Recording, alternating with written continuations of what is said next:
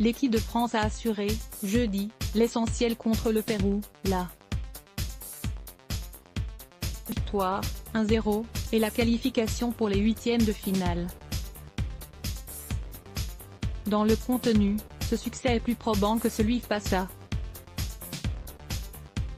l'Australie, même si la France a souffert en seconde période. Une équipe aux deux visages. Appliqués et conquérants en première période, les Bleus se sont un peu endormis après la pause. Heureusement, l'essentiel a été assuré dès la 34e minute grâce à un but de Kylian Mbappé.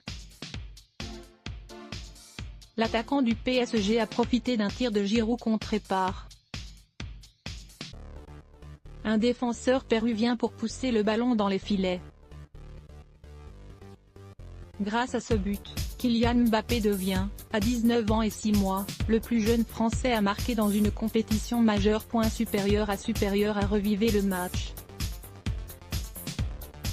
entre la France et le Pérou dans notre direct. Cette victoire qualifie directement l'équipe de France pour les huitièmes de finale de la Coupe du Monde.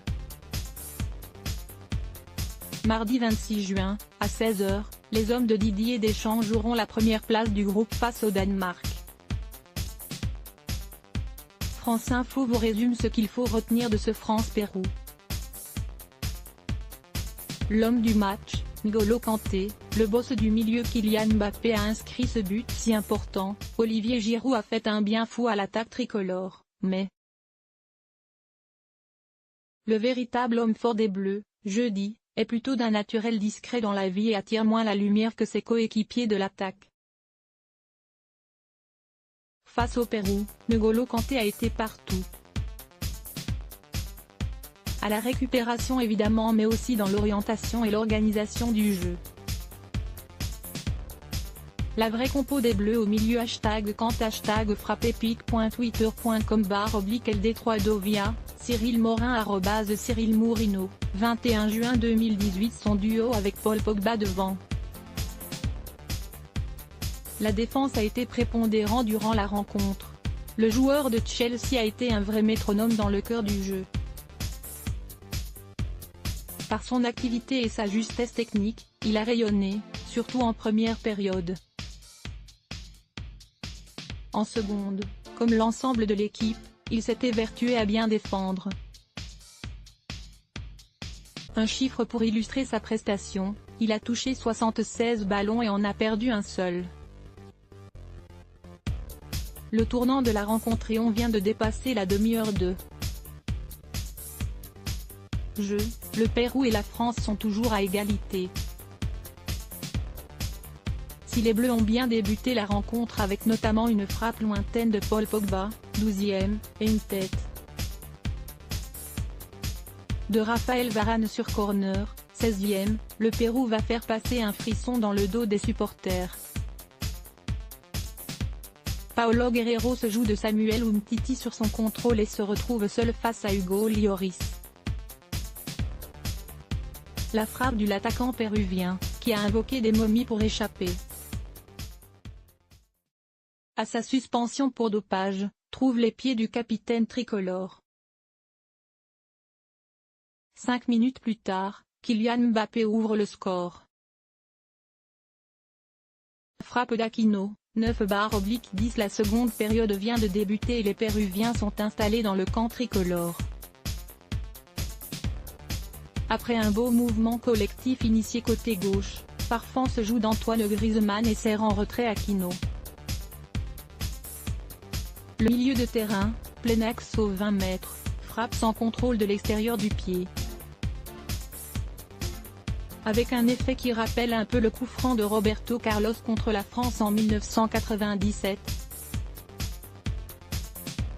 Le ballon sort du cadre avant de revenir et de toucher l'équerre du goal Lloris, 50e minute.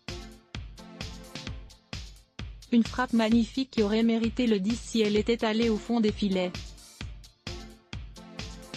La photo, Blaise Matuidi dans ses œuvres. Le Français Blaise Matuidi. Dans ses œuvres contre le Pérou jeudi 21 juin 2018. Joël Samad AFP titularisé par Didier Deschamps pour occuper l'aile gauche, Blaise Matuidi n'a pas forcément convaincu. Averti en première période, il est apparu en difficulté sur son côté. Pas forcément présent offensivement, même si ce n'était pas sa mission première.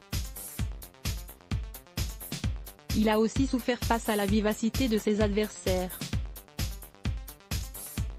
Cette figure artistique sur un ballon aérien ne sauvera sa prestation d'ensemble, mais elle valait le coup d'œil. Le baromètre des prochains jours après cette deuxième victoire en 2 matchs, Didier Deschamps et ses hommes peuvent souffler, ils sont qualifiés pour les 8e de finale. Il faudra patienter jusqu'à la rencontre face au Danemark, mardi 26 juin, pour savoir si les Bleus terminent en tête ou en seconde position de leur groupe. En attendant, l'objectif est atteint et le contenu de la rencontre un peu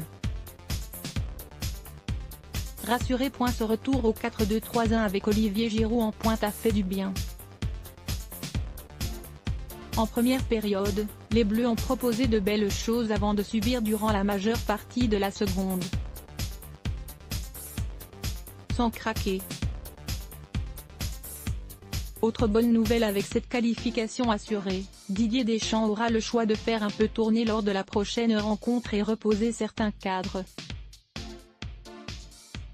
À lire aussi sujet associé Scoop du Monde 2018 Sports Foot à lire sur